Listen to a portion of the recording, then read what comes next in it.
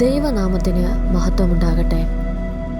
പ്രിയ സഹോദരങ്ങളെ, ഇന്ന് നാം ചിന്തിക്കാൻ പോകുന്നത് ക്രൂശിൽ കിടന്നുകൊണ്ട് യേശു പറഞ്ഞ 4-ാമത്തെ മൊഴിയാണ്. മത്തായി 27:46. ഏകദേശം 9 മണി നേരത്ത് യേശു ഏലി ഏലി ലമ്മ ശബക്താനി എന്ന ഉറക്കെ നിലവിളിച്ചു. എൻ്റെ ദൈവമേ, എൻ്റെ ദൈവമേ, നീ എന്നെ കൈവിട്ടതെന്ത് എന്നർത്ഥം.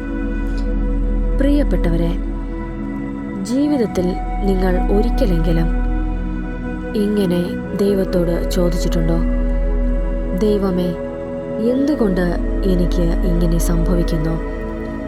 എനിക്ക് മാത്രം എന്താണ് ജീവിതത്തിൽ സന്തോഷമില്ലാത്തത്?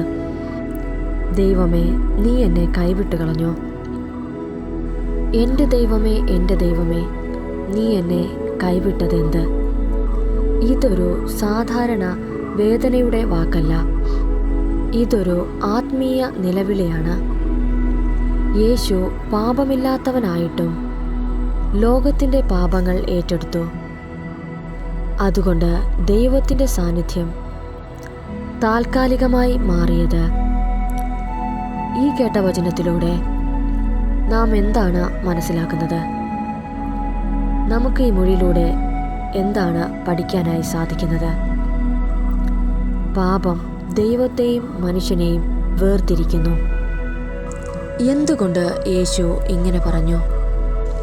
ഇത് നിരാശയല്ല, പ്രവചനത്തിൻ്റെ നിറവേറൽ ആണ്. യേശു ആ വചനം പൂർത്തിയാക്കുകയായിരുന്നു. ദൈവത്തിൻ്റെ പദ്ധതി നടക്കുന്നു. നമ്മൾ കാണാത്ത വലിയ കാര്യം നടക്കുന്നു.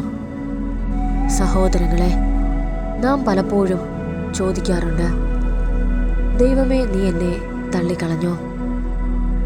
നീ എവിടെയാണ്? നമ്മുടെ ജീവിതത്തിലേക്ക് രോഗങ്ങൾ വന്നപ്പോൾ, നിരാശകൾ വന്നപ്പോൾ, വേദനകൾ വന്നപ്പോൾ, നഷ്ടങ്ങൾ വന്നപ്പോൾ, ഒറ്റപ്പെടൽ വന്നപ്പോൾ, എന്നാൽ ഈ വചനം നമ്മോട് പറയുന്നത് യേശുവും അത് അനുഭവിച്ചു. അതുകൊണ്ട് നീ ഒറ്റയാളല്ല. ഓർക്കുക, ദൈവം നിന്നെ വിട്ടുപോയി എന്ന് തോന്നുമ്പോഴും അവൻ നിന്നെ വിട്ടുകളയുന്നില്ല. യേശു വേദനിക്കപ്പെട്ടത്, ഒറ്റപ്പെട്ടത് നമുക്ക് രക്ഷ നൽകാൻ വേണ്ടിയാണ്. പ്രിയമുള്ളവരെ, അതുകൊണ്ട് നമുക്ക് പ്രത്യാശയുണ്ട്, രക്ഷയുണ്ട്. ഓർക്കുക, നാം വേദന സഹിക്കുന്നത് ഒരിക്കലും ഒന്നിൻ്റെയും അവസാനമല്ല. ദൈവത്തിന് വലിയൊരു പദ്ധതിയുണ്ട്. അത് നിറവേറ്റാൻ മാത്രമാണ്. അതൊരു താൽക്കാലിക സമയത്തേക്ക് മാത്രമാണ്. രക്ഷ ഉറപ്പാണ്. ഒറ്റപ്പെടലിൻ്റെ, വേദനയുടെ, നിരാശയുടെ, പ്രശ്നങ്ങളുടെ എല്ലാ പ്രയാസവും നമ്മുടെ ജീവിതത്തിൽ നിന്ന് മാറിപ്പോകും. വലിയൊരു നന്മ നമ്മുടെ മുൻപിലുണ്ട്. നമുക്ക് വേണ്ടി ദൈവം അത് മുന്നമേ പദ്ധതിയിട്ടിരിക്കുന്നു.